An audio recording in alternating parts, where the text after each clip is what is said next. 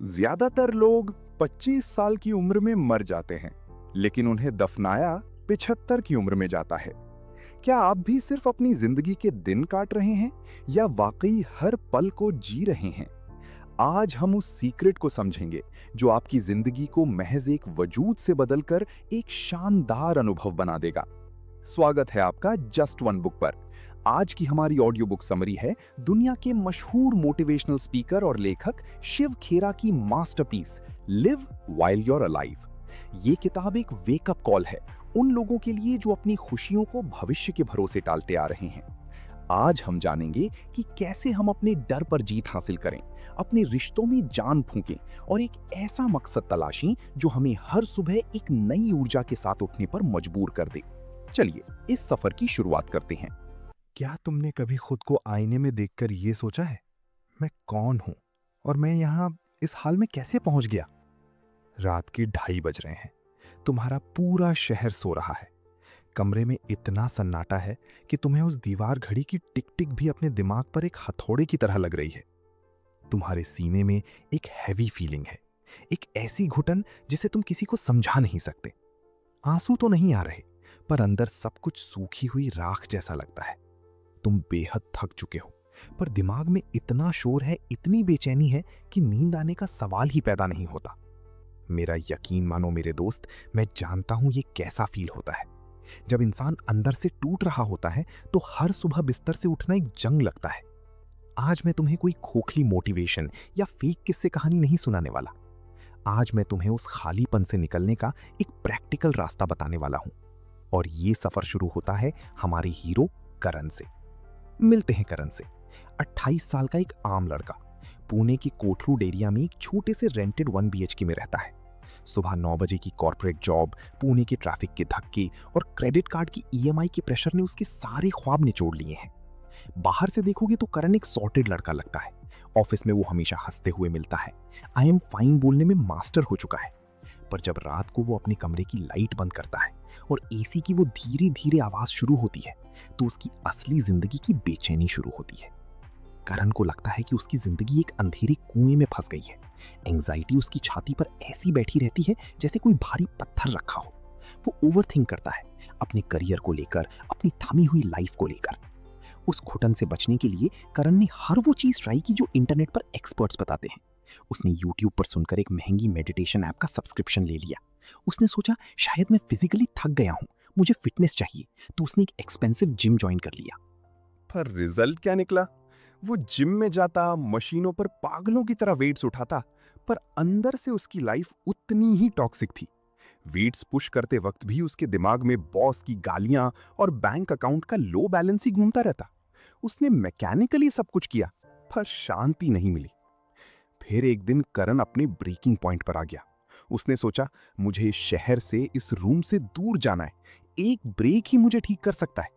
उसने अपनी बची कुची सेविंग्स तोड़ी और गोवा के एक आलीशान रिजॉर्ट में 3 दिन का ट्रिप बुक कर लिया।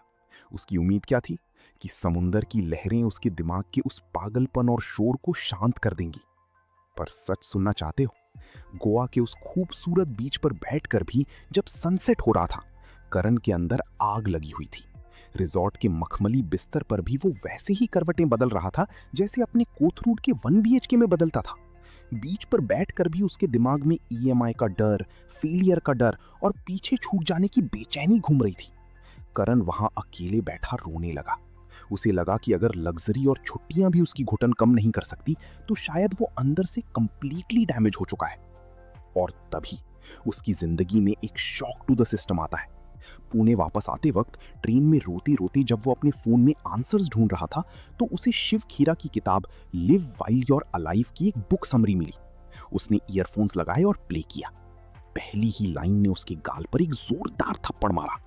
किताब ने कहा, जिंदगी में कई बार हम सोचते हैं कि अगर हम किसी अच्छी जगह घूमने चले जाएं, मेडिटेशन करें, योगा करें या कोई और स्ट्रेस मैनेजमेंट टेक्निक अपनाएं तो हमारी परेशानियां खत्म हो जाएंगी। लेकिन असली बात यह है कि ये सब चीजें तभी असर करेंगी जब हमारी सोच यानी हमारा एटीट्यूड सही होगा। करण वहीं अपनी सीट पर सुन पड़ गया। ऑडियो में एक और ऐसी लाइन आई जिसने उसके सीने के उस पत्थर को सीधा हिट किया। सोचो कोई इंसान हमेशा कंप्लेन करता रहता है। अब ऐसे इंसान को अगर मालदीव्स भी भेज दो तो क्या वो वहां खुश रह पाएगा? शायद पहले दिन उसे अच्छा लगे, लेकिन धीरे धीरे वही पुरानी बातें, वही परेशानियां उसके दिमाग में घूमने लगेंगी और वेकेशन का मजा खत्म हो जाएगा। ये ठीक वही सच था जो करण के साथ गोवा में हुआ था। करण को समझ आया कि स्ट्रेस मैनेजमेंट का मतलब एक्सटर्नल दुनिया को बदलना नहीं है। हम सोचते हैं कि नया शहर, नई जॉब या वेकेशंस हमारी एंजाइटी खत्म कर देंगे, पर खेरा जी ने उस एक झटके में समझा दिया कि स्ट्रेस सिर्फ बाहर से आने वाली चीज नहीं है, ये हमारे अंदर की सोच और परसेप्शन से जुड़ा हुआ है। अगर तुम एक नेगेटिविटी से भरे हुए इंसान हो, स्पीकर ने आगे कहा, तो योगा और डीप ब्रीदिंग भी तुम्हारे किसी काम नहीं आएगी अगर तुम मैकेनिकली ये सब करते रहो पर अंदर से नेगेटिव सोचते रहो। ये बिल्कुल उस जिम वाले एग्जाम्पल जैसा था। अगर तुम जिम में सिर्फ एक्सरसाइज करते हो पर अपनी डाइट को ठीक नहीं रखते तो क्या रिजल्ट मिलेगा? नहीं ना। करण की आंखों में आंसू थे, पर इस बार ये दुख के नहीं थे। ये उस आजादी के आंसू थे जब तुम्हें समझ आता है कि बीमारी का असली कारण क्या है। उसे रियलाइज हुआ कि वो प्रॉब्लम से भाग रहा था, एक्सटर्नल सॉल्यूशंस ढूंढ रहा था, जबकि प्रॉब्लम और उसका सॉल्यूशन दोनों उसके अपने दिमाग के अंदर थे। उसने गोवा जाते वक्त अपना सड़ा हुआ नेगेटिव एटीट्यूड अपने बैगेज में पैक करके साथ रख लिया था। ट्रेन पुणे के स्टेशन पर रुकी। करण के अंदर का शोर आज एक पल के लिए बिल्कुल रुक गया था। उस राख के ढेर में आज एक छोटी सी उम्मीद की चिंगारी फड़फड़ाई। अगर एटीट्यूड उसके अंदर है तो इसका मतलब ये गेम उसकी कंट्रोल में है। उसे अपनी साइकोलॉजी बदलनी थी, अपनी ज्योग्राफी नहीं। लेकिन एक रात में इतनी पुरानी आदत और सोच थोड़ी बदलती है। ये कोई जादू नहीं था जो ओवरनाइट चेंज हो जाता। अगले दिन सुबह जब करण उठा तो उसका सामना अपने अंदर की सबसे गहरी रेजिस्टेंस, बदलाव का विरोध से होने वाला था। एक ऐसी प्रैक्टिस जो उसे अप्लाई करनी थी, पर उसका दिमाग उसे खुद को धोखा देने पर मजबूर करने वाला था। तो तुमने सोच लिया कि एक किताब पढ़ने से या एक मोटिवेशनल ऑडियो सुनने से जिंदगी रातों रात बदल जाती है। फिल्मों में यही होता है ना, एक सैड गाना बजता है, हीरो आईने के सामने बाल छोटे करता है, जिम में पसीना बहाता है और 5 मिनट के गाने के बाद वो एक नया इंसान बन जाता है। पर मेरे भाई, असली जिंदगी कोई बॉलीवुड मूवी नहीं है। असली जिंदगी में बदलाव एक स्लो पॉइजन जैसा लगता है तुम्हारी ईगो और तुम्हारी पुरानी आदतों के लिए। ये आसान नहीं होता, ये बहुत बहुत दर्दनाक होता है। ट्रेन के उस सफर के बाद जब करण पुणे वापस आया तो उसके सीने में उम्मीद की एक छोटी सी चिंगारी थी। अगली सुबह 6:30 बजे उसने अपना अलार्म सेट किया। शिव खेरा की किताब का सबसे पहला और सबसे बेसिक प्रैक्टिकल स्टेप उसे अप्लाई करना था, ग्रैटिट्यूड की प्रैक्टिस।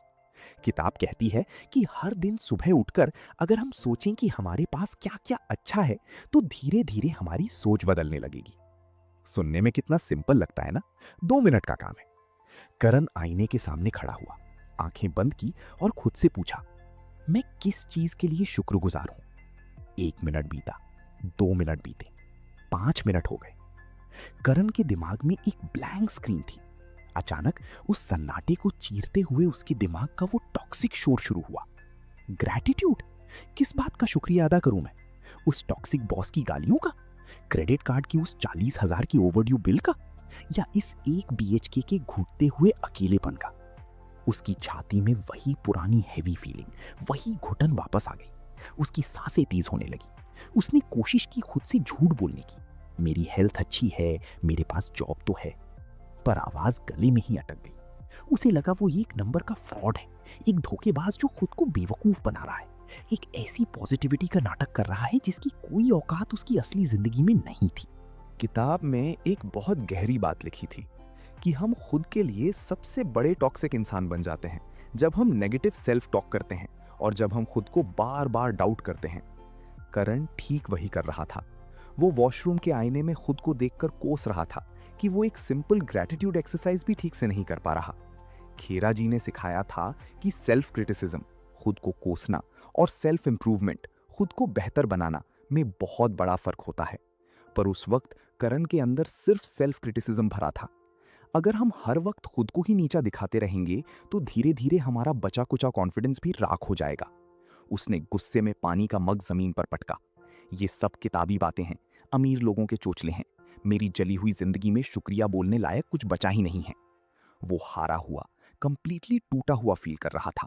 उसकी पहली कोशिश, उसका पहला कदम पूरी तरह नाकाम हो गया था। उसी भारी दिमाग के साथ वो अपने ऑफिस पहुंचा। वो दिन उसके लिए एक मेंटल टेस्ट था। करण की जॉब एक ऐसी जगह थी जहां हर वक्त प्रेशर, नेगेटिव बातें और क्रिटिसिज्म का माहौल रहता था, जिसे किताब में वर्कप्लेस टॉक्सिसिटी कहा गया है। जैसे ही वो अपनी डेस्क पर बैठा, एक छोटी सी ईमेल मिस्टेक की वजह से उसके मैनेजर ने उसे सबके सामने सुनाना शुरू कर दिया। आम दिनों में करण क्या करता? वो चुपचाप सुनता, स्क्रीन को घूरता, अंदर ही अंदर घुटता और अपने नसीब को गालियां देता। आज भी शुरुआत के 5 मिनट उसने वही किया। उसका खून खौल रहा था, उसकी हार्ट रेट बढ़ गई थी और उंगलियां कीबोर्ड पर कांप रही थीं। एक अजीब सी बेचैनी उसके पेट में घूम रही थी। उसे लगा बस अब वो चिल्ला देगा या तो रो देगा। वो वहां से उठा और तेजी से ऑफिस के वॉशरूम की तरफ भागा। वॉशरूम का ठंडा मार्बल और सिंक के पास अकेला करण। उसने नल खोला और ठंडा पानी अपने चेहरे पर मारा। उसका दिमाग फटने वाला था। मैं कब तक ये सब सहूंगा? मेरे अंदर इतना डर क्यों है? मैं कब तक इस घुटन में जीऊंगा? और तभी, बिल्कुल तभी उसके आखिरी ब्रेकिंग पॉइंट पर उसके दिमाग में किताब का दूसरा सबसे पावरफुल कॉन्सेप्ट अचानक से स्ट्राइक किया। सेल्फ अवेयरनेस और पॉज लेना। किताब ने कहा था कि जब भी हम किसी सिचुएशन में रिएक्ट करें तो हमें एक पॉज लेना चाहिए और देखना चाहिए कि हम किस नजरिए से चीजों को देख रहे हैं। करण ने सिंक के किनारों को अपने हाथों से जोर से पकड़ा। उसकी सांसें अभी भी तेज थीं, पर उसने खुद को फोर्स किया। रुक जा करण, बस एक पॉज ले। ये पॉज लेना एक चलती हुई ट्रेन को नंगे हाथों से रोकने जैसा था, पर उसने 10 सेकंड तक अपनी आंखें बंद की। उसने रिएक्ट करने की जगह खुद को ऑब्जर्व करना शुरू किया। मैं अभी क्या सोच रहा हूं? उसने खुद से पूछा। जवाब अंदर से आया। मैं सोच रहा हूं कि मैं एक फेलियर हूं, मेरी कोई इज्जत नहीं है क्योंकि मेरे बॉस ने मुझे सबके सामने जलील किया। फिर उसने अपनी इसी नेगेटिव थॉट को चैलेंज किया, ठीक वैसे ही जैसे ऑडियो समरी में सिखाया गया था। उसने खुद से सवाल किया, क्या सच में मैं यूजलेस हूं या मेरा बॉस अपनी पर्सनल लाइफ की फ्रस्ट्रेशन, अपना स्ट्रेस मुझ पर निकाल रहा है? किताब कहती है कि अगर इमीडिएट सॉल्यूशन पॉसिबल नहीं है तो कम से कम हमें अपना माइंडसेट इस तरह रखना चाहिए कि हम उस नेगेटिविटी को अब्सॉर्ब ना करें। करण की आंखें खुली। उसको अचानक से एक क्लैरिटी मिली। उस बॉस का गुस्सा, उस बॉस की बदतमीजी, वो बॉस की वीकनेस थी, करण की औकात का सर्टिफिकेट नहीं। करण को रियलाइजेशन हुआ कि वो पिछले 3 साल से दूसरों के कचरे, टॉक्सिसिटी को अपने दिमाग का हिस्सा बना रहा था। उसने फैसला किया कि वो इस नेगेटिविटी को स्पंज की तरह अब्सॉर्ब नहीं करेगा। करण ने पेपर टॉवल निकाला, चेहरा पोंछा और आईने में अपने रिफ्लेक्शन की आंखों में सीधा देखा। इस बार वहां शुक्रिया अदा करने का कोई फेक नाटक नहीं था। वहां एक छोटी सी पर बेहद रॉ और पावरफुल आजादी थी। उसने एक लंबी गहरी सांस ली और वॉशरूम का दरवाजा खोलकर बाहर निकला। करण की जॉब अचानक से नहीं बदली थी। उसका बैंक अकाउंट अभी भी खाली था। उसका मैनेजर अभी भी बाहर अपने कैबिन में गुस्से में बैठा था। पर करण के सीने में जो वो भारी पत्थर था ना, वो आज थोड़ा सा खिसक गया था। उसने पहली बार अपनी जिंदगी में अपने दिमाग के auto pilot victim mode switch को ऑफ किया था। ये एक छोटा सा पॉज, ये एक single moment of self awareness, ये उसकी जिंदगी की पिछले कई सालों में सबसे बड़ी जीत थी। उस रात जब करण अपने कोथरूड के उस 1 BHK में वापस आया तो उसे पहली बार उस कमरे का सन्नाटा डरावना नहीं लगा। उसे थोड़ा थोड़ा समझ आने लगा था कि दुश्मन बाहर के हालात नहीं, बल्कि उन हालात पर उसका रिएक्ट करने का तरीका था। पर मेरे दोस्त, ये तो बस एक शुरुआत थी, एक छोटी सी विक्ट्री। असली चुनौती, असली टेस्ट तो अब आने वाला था। जिंदगी कभी सीधी लाइन में नहीं चलती, और जब जिंदगी कोई ऐसा अनएक्सपेक्टेड चांटा मारती है जिसकी तुमने कोई प्लानिंग नहीं की होती, तब तुम्हारा एटीट्यूड तुम्हें कैसे बचा सकता है। तुम्हें लगा होगा ना कि उस दिन वॉशरूम में आईने के सामने एक डीप ब्रेथ लेने से करण की लाइफ सेट हो गई। तुम्हें लगा होगा कि अब वो हर सुबह उठेगा, स्माइल करेगा और उसकी सारी परेशानियां खत्म हो जाएंगी। मेरे भाई, अगर जिंदगी इतनी आसान होती तो हम सब आज किसी पहाड़ पर बैठकर चैन की बांसुरी बजा रहे होते। सच्चाई ये है कि जिंदगी जब अपना सबसे बड़ा चांटा मारती है तो वो कोई वार्निंग बेल नहीं बजाती। और करण की जिंदगी का सबसे बड़ा तूफान अभी आना बाकी था। एक ऐसा तूफान जो उसकी उस छोटी सी उम्मीद को वापस राख में बदलने के लिए काफी था। उस वॉशरूम वाले इंसिडेंट के करीब 3 महीने बाद एक आम ट्यूसडे की सुबह थी। करण अपने ऑफिस में बैठा था, अपना काम कर रहा था। अचानक उसे एचआर की कैबिन में बुलाया जाता है। सिर्फ 10 मिनट के अंदर करण की 3 साल की मेहनत, उसकी आइडेंटिटी, उसकी मंथली ईएमआई चुकाने का जरिया, सब कुछ खत्म हो गया। कंपनी डाउनसाइजिंग कर रही थी और करण का नाम उस लिस्ट में था। उसके हाथ में एक टर्मिनेशन लेटर था और उसकी डेस्क का सामान एक छोटे से कार्डबोर्ड बॉक्स में। जब करण अपना वो बॉक्स लेकर कोथरूड के अपने 1 बीएचके में वापस आया तो बाहर पूरी धूप थी, पर उसे सब कुछ घुप अंधेरा लग रहा था। जिंदगी ने उसके सामने एक ऐसी अनएक्सपेक्टेड सिचुएशन खड़ी कर दी थी जिसकी उसने कभी कल्पना भी नहीं की थी। उसने अपना बैग जमीन पर फेंका और वहीं फर्श पर बैठ गया। उसकी सांसें इतनी तेज चल रही थी जैसे उसने कोई मैराथन दौड़ी हो। पूरा कमरा उसे खाने को दौड़ रहा था। दिमाग में एक ही लूप चल रहा था, मैं अब क्या करूंगा, मेरा रेंट कैसे जाएगा, मेरा करियर खत्म हो गया। यहाँ सबसे बड़ी प्रॉब्लम क्या थी पता है? करण इस अनहोनी के लिए बिल्कुल तैयार नहीं था। External affairs minister S Jaishankar ने इस किताब के रिलीज पर एक बहुत गहरी बात कही थी कि हमें अनएक्सपेक्टेड सिचुएशंस के लिए हमेशा मेंटली और प्रैक्टिकली प्रिपेयर्ड रहना चाहिए। पर करण ने तो अपनी पूरी लाइफ ऑटो पायलट पर छोड़ रखी थी। उसका बैंक अकाउंट चेक करो तो वहां जीरो था। क्यों? क्योंकि उसने स्ट्रेस से भागने के लिए अपनी सारी बची खुची सेविंग्स उस गोवा ट्रिप और एक्सपेंसिव जिम में उड़ा दी थी। किताब साफ कहती है कि बहुत से लोग पूरी इनकम खर्च कर देते हैं और जब कोई इमरजेंसी आती है तो वो बुरी तरह फंस जाते हैं। आज करण ठीक उसी जगह खड़ा था। उसके पास कोई इमरजेंसी फंड नहीं था। पर मेरे दोस्त, असली घुटन पैसों की कमी नहीं थी। असली डर वो था जो उसके सीने में एक जहर की तरह फैल रहा था, अकेलापन। करण ने अपने फोन की कॉन्टैक्ट लिस्ट खोली। 500 से ज्यादा नंबर्स थे उसमें। वो स्क्रीन को स्क्रॉल करता रहा, पर उसका अंगूठा किसी एक नाम पर आकर नहीं रुका जिसे कॉल करके वो रो सके। पिछले 2 सालों में अपने खुद की स्ट्रेस, अपनी करियर की रेस और अपनी टॉक्सिसिटी में वो इतना अंधा हो गया था कि उसने अपने सारे दोस्तों और परिवार वालों से दूरी बना ली थी। उसे लगता था कि ये लोग उसे समझते नहीं हैं। किताब का सबसे गहरा और कॉम्प्लेक्स लेसन यहाँ करण की जिंदगी का आईना बन गया। किताब समझाती है कि हर रिश्ता भी एक प्लांट की तरह होता है जिसे ग्रो करने के लिए टाइम और अटेंशन चाहिए, और अगर हम उसे इग्नोर करेंगे तो वो धीरे धीरे कमजोर पड़ जाएगा। करण ने अपने हिस्से की सारी पौधे अपने ही हाथों से सूखे मरने के लिए छोड़ दिए थे। हम अक्सर सोचते हैं कि लोग तो हमेशा रहेंगे, पर जब हम अपनी जॉब और करियर में इतनी बिजी हो जाते हैं कि अपनों को टाइम नहीं देते, तो हम खुद को इमोशनली अकेला कर लेते हैं। आज जब वो कोथरूड के उस अकेले कमरे में फर्श पर रो रहा था तो उसे समझ आया कि स्ट्रेस और मेंटल हेल्थ इश्यूज का एक बड़ा कारण यही होता है कि लोग इमोशनली अलोन फील करने लगते हैं। उसकी बेचैनी अपनी पीक पर थी। वो लिटरली अपने बालों को नोच रहा था। उसे लगा बस आज उसका दिमाग फट जाएगा और सब खत्म हो जाएगा।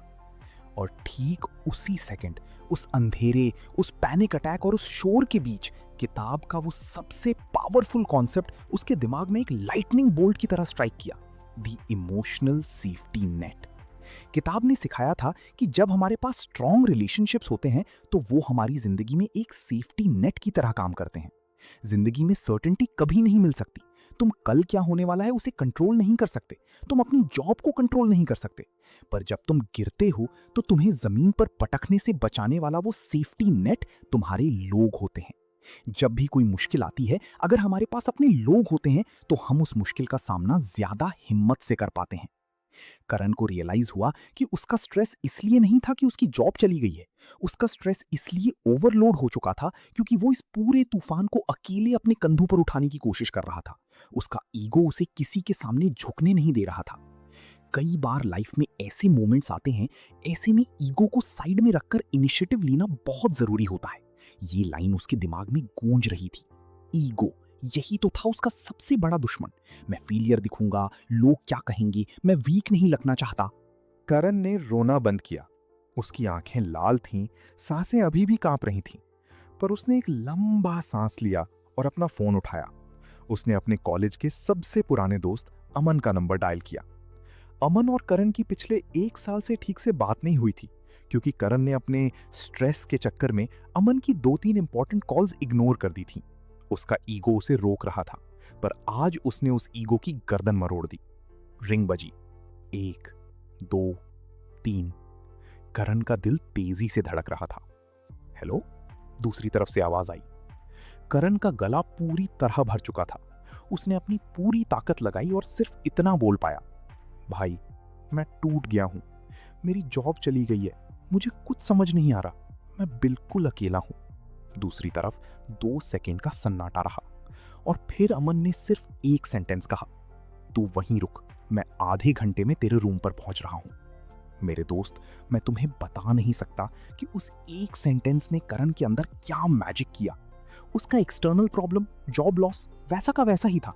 उसका बैंक अकाउंट अभी भी 0 था, पर उसके सीने पर जो 100 किलो का पत्थर था ना, वो 1 सेकंड में चकनाचूर हो गया। जैसे किताब ने कहा था, कोई ऐसा इंसान तुम्हारे पास हो जो तुम्हें समझे, तुम्हारी बात सुनी, ये अपने आप में ही एक बहुत बड़ा स्ट्रेस बस्टर होता है। करण फर्श पर बैठा था, पर अब वो डर के मारे नहीं कांप रहा था। उसकी रूह में जो राख थी, उसमें से आज सच में एक आग पैदा हो चुकी थी। उसे अपना आहा मोमेंट मिल चुका था। जिंदगी तुम पर चाहे कितने भी पत्थर फेंके, अगर तुम्हारे आसपास सही लोग हैं तो तुम उन पत्थरों से अपना महल बना सकते हो। करण अब रोना बंद कर चुका था। वो जमीन से उठा, वॉशरूम गया और अपने चेहरे पर ठंडा पानी मारा। उसने आईने में देखा, पर इस बार वहां कोई विक्टिम नहीं था। वहां एक सर्वाइवर था, एक फाइटर था जो अपनी जिंदगी को वापस अपने कंट्रोल में लेने के लिए तैयार था। अब आगे क्या? कैसे करण ने इस रॉक बॉटम से उठकर अपनी पूरी जिंदगी को ट्रांसफॉर्म किया, और कैसे तुम इस वक्त जहां भी बैठे हो अपने दिमाग की उस बेचैनी को हमेशा के लिए खत्म कर सकते हो। उस रात जब अमन करण के उस छोटी से 1 BHK में आया तो कोई चमत्कार नहीं हुआ। जिंदगी की सच्चाई यही है कि एक रात में बैंक अकाउंट नहीं भरता और एक रात में नई जॉब नहीं मिलती। जॉब ढूंढने में करण को अगले 3 महीने लग गए, पर इन 3 महीनों में एक ऐसी चीज बदल गई थी जिसने उसकी पूरी दुनिया बदल दी, उसका एटीट्यूड। करण अब हालात का शिकार एक विक्टिम नहीं था, वो एक फाइटर बन चुका था। करण ने सबसे पहले अपने दिमाग की उस घुटन का इलाज किया जिसे शिव खेरा की किताब में टॉक्सिसिटी कहा गया है। टॉक्सिसिटी सिर्फ वो बॉस नहीं था जिसने उसे जलील किया था, टॉक्सिसिटी उसके अपने दिमाग के अंदर भी थी। किताब ने उसे सिखाया कि कई बार हम खुद के लिए सबसे बड़े टॉक्सिक इंसान बन जाते हैं जब हम नेगेटिव सेल्फ टॉक करते हैं और अपनी गलतियों के लिए खुद को जरूरत से ज्यादा ब्लेम करते हैं। करण ने आईने के सामने खड़े होकर खुद को गालियां देना, खुद को फेलियर मानना बंद कर दिया। उसने समझ लिया था कि सेल्फ क्रिटिसिज्म, खुद को कोसना और सेल्फ इंप्रूवमेंट में बहुत बड़ा फर्क होता है। इसके बाद करण ने उस जहर को अपनी जिंदगी से निकाला जो उसे रात भर सोने नहीं देता था, उसका फोन।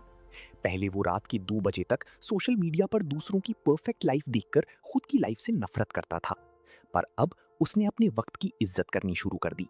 किताब ने उसकी आंखें खोल दी थीं कि टाइम मैनेजमेंट कोई बोरिंग कॉर्पोरेट स्किल नहीं है, बल्कि ये हमारे दिमाग को अननेसेसरी एंजाइटी से बचाने का सबसे बड़ा हथियार है। उसने डूम स्क्रोलिंग बंद की और उस बचे हुए टाइम को नई स्किल सीखने में लगाया। और सबसे बड़ा बदलाव जिसने करण की उस बेचैनी को हमेशा के लिए शांत कर दिया, वो था नींद और रेस्ट। हम ऐसी दुनिया में जीते हैं जहां हसल और 18 घंटे काम करने को सक्सेस माना जाता है, पर बिना प्रॉपर रेस्ट और रिकवरी के कोई भी इंसान अपनी फुल पोटेंशियल तक नहीं पहुंच सकता। करण को रियलाइज हुआ कि उसका दिमाग इसलिए फटने को रहता था क्योंकि उसका नर्वस सिस्टम हमेशा अलर्ट मोड में था, जिससे उसका कोर्टिजोल, स्ट्रेस हार्मोन लेवल हमेशा हाई रहता था। उसने सोने से 1 घंटे पहले अपनी स्क्रीन्स और उसकी नींद खराब करने वाली ब्लू लाइट को बंद करना शुरू किया। उसने नेचर के साथ थोड़ा वक्त बिताना शुरू किया। 1 महीने के अंदर जब उसकी बॉडी और दिमाग प्रॉपरली रिकवर होने लगे तो वो शांति उसके चेहरे पर दिखने लगी। आज 6 महीने बाद करण वापस एक जॉब में है। सैलरी पहले से थोड़ी कम है, पर आज जब वो रात को अपने कमरे की लाइट बंद करता है तो वहां कोई शोर नहीं होता।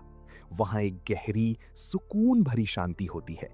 जिंदगी की परेशानियां अभी भी आती हैं, पर अब वो उसके सीने में पत्थर नहीं बनती, क्योंकि अब उसके पास उस स्ट्रेस को हैंडल करने का सही एटीट्यूड है। तुम्हारा रोड मैप, जिंदगी को वापस जीतने का प्लान। मेरे भाई, अगर तुम आज उस अंधेरे में बैठे हो जहां करण था, तो मेरी बात ध्यान से सुनो। तुम्हारा स्ट्रेस, तुम्हारी वो घुटन, वो तुम्हारा अंत नहीं है। वो सिर्फ एक सिग्नल है कि तुम्हें अपनी स्ट्रैटेजी बदलनी है।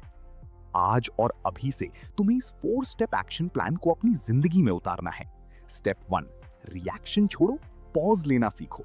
जब भी जिंदगी तुम पर कचरा फेंके, चाहे वो टॉक्सिक बॉस हो या कोई बुरा हाल, तुरंत रिएक्ट मत करो। 10 सेकंड का पॉज लो, अपने दिमाग को ऑब्जर्व करो और खुद से पूछो कि क्या तुम सिचुएशन को नेगेटिव नजरिए से देख रहे हो। एक्सटर्नल हालात तुम्हारे कंट्रोल में नहीं है, पर तुम्हारा दिमाग कैसे रिएक्ट करेगा, ये 100% तुम्हारी मुट्ठी में है।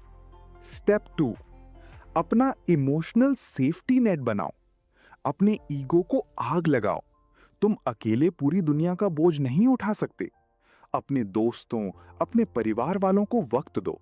उनके साथ क्वालिटी टाइम बिताओ। ओपन और ऑनेस्ट कम्युनिकेशन रखो। ये रिश्ते वो सेफ्टी नेट हैं जो तुम्हारी जिंदगी में जब भी तूफान आएगा, तुम्हें जमीन पर बिखरने से बचा लेंगे।